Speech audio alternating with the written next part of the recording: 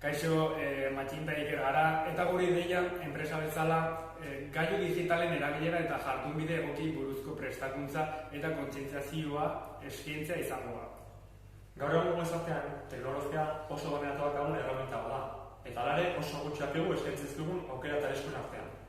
Horregatik, gure asmoa, teknologikeko kontzientzia erantz izangoa, beti ere ikuspegi kritiko batetik. Horrela, gure zerbitzu da, bi produktutan oinarrituko da.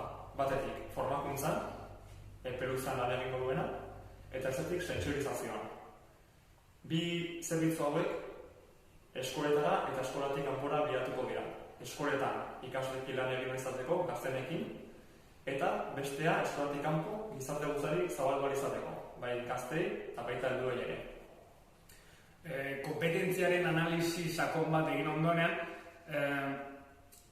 zenbait datu atera ditugu eta guretzat toki handi bat badagoela ikusi ahal izan dugu. Lantaldeari dagokenez, proiektu honetan gu biak egongo gara lanean, Iker lanaren garapenean eta difusioan, eta ni garapenean eta koordinazio lanketan.